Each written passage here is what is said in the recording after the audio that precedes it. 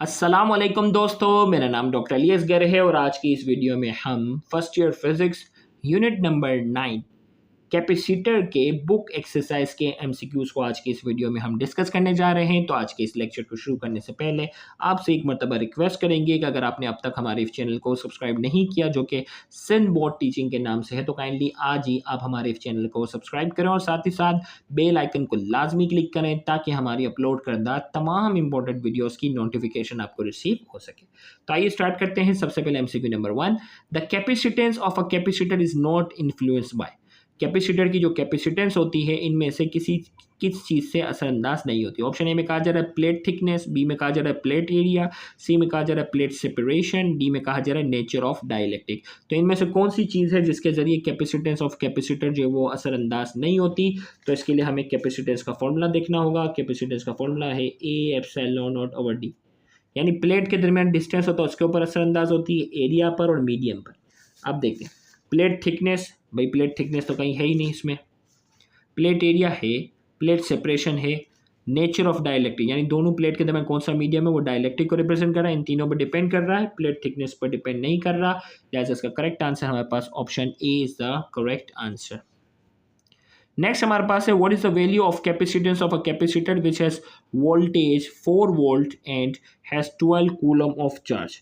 एक कैपेसिटर की हमें कैपेसिटेंस की वैल्यू बतानी है जिसमें वोल्टेज जो है वो कितना है 4 और चार्ज हमारे पास जो है वो कितना है 16। तो हमारे पास जो है वो Q बराबर होता है सी वी, ये फॉर्मूला था। V मल्टीप्लाई हो गया, V यहाँ डिवाइड हो जाएगा। तो चार्ज को हमें वोल्टेज से डिवाइड करना है। तो चार्ज कितना है 16, वोल्टेज कितना है 4, 16 डिवाइडेड बाय 4, आंसर क्या आ जाएगा 4 फेराड। नेक्स्ट हमारे पास है capacitor are use in electric power supply system to.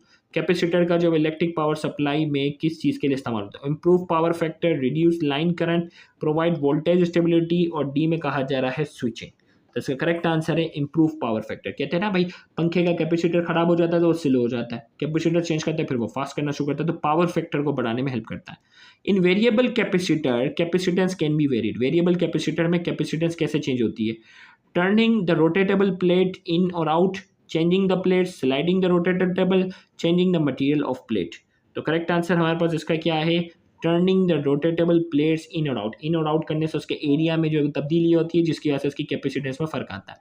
Next हमारे पास है energy stored in the capacitor. Energy stored in the capacitor का फॉर्मूला हमें बताना है, तो इसकी बाकायदा जो है वो हम डेरिवेशन कर चुके हैं। तो energy stored in the capacitor क्या है, हाफ सी वी स्क्वायर। तो half C V square is the correct answer.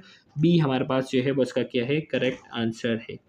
Next हमारे पास है the time constant of a series RC circuit consisting of 100 microfarad capacitor in series with 100 resistor. तो यहाँ में कहा जा रहा है कि आरसी सर्किट है जिसमें रेजिस्टेंस और कैपेसिटर के सर्किट की बात हो रही है। इसमें कैपेसिटर है जो कि 100 माइक्रोफराड का है और इसमें जो है वो हम 100 ओम के रेजिस्टर से हम क्या कर रहे हैं, इसको कनेक्ट कर रहे हैं। तो सिंपल आरसी सर्किट में दोनों को मल्टीप्लाई कर लो। 100 ये माइक्रो, माइक्रो का मतलब क्या होगा, एक्सपोनेंट -6 आएगा। 100 को 100 से करोगे 10,000 होगा यानी एक्सपोनेंट 4, और ये माइक्रो के लिए -6 आएगा। तो फाइनली क्या हो जाएगा, फाइनली अगर मैं यहाँ बताऊँ 100 ये -4 हो गया, ये -6 था तो क्या बचा -2। एक्सपोनेंट -2 किसके बराबर है, 0.001 सेकेंड के। तो करेक्ट आंसर हमारे पास है 0.01 सेकेंड। नेक्स्ट हमारे पास है the charging of a capacitor through a resistant follow. Charging किसी भी कैपेसिटर को जो हम चार्ज करते हैं तो वो किस लॉ को फॉलो करता है, linear law, square law, exponential law या नन ऑफ दिस। तो करेक्ट आंसर है सी, एक्सपोनेंशियल लॉ।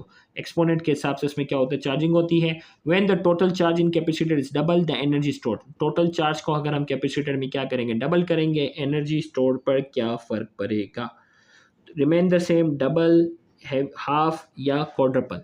तो इसका करेक्ट आंसर हमारे पास क्या है, इसका आंसर है क्वाड्रपल, क्योंकि चार्ज डबल होगा तो वोल्टेज भी डबल होगा और इसका स्क्वायर के मुताबिक क्या होगा, इसका मुताबिक जो है वो कैपेसिटेंस भी क्या हो, कैपेसिटेंस को डबल करेंगे। देखिए when the total charge capacitance double the energy stored, sorry, कि टोटल चार्ज जो है कैपेसिटेंस का अगर हम डबल करेंगे तो एनर्जी स्टोर पे क्या फर्क पड़ेगा। तो टोटल चार्ज को अगर हम डबल करेंगे तो वोल्टेज इसका जो है वो डबल हो जाता है और लिहाजा इसकी एनर्जी जो होगी वो स्क्वायर के मुताबिक 4 गुना बढ़ेगी।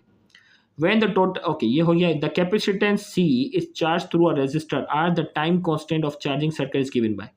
यहाँ हमें कहा जा रहा है कैपेसिटेंस को रेसिस्टर के साथ चार्ज कर रहे हैं, टाइम कांस्टेंट किसके बराबर होगा, आरसी, दोनों के मल्टीप्लिकेशन के बराबर, C is the correct answer.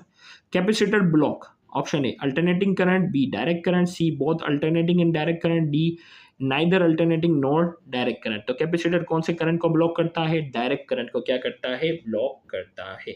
तो B is the correct answer. तो यहाँ जाकर हमारा आज का ये लेक्चर जो है वो मुकम्मल होता है। Thank you very much. Allah.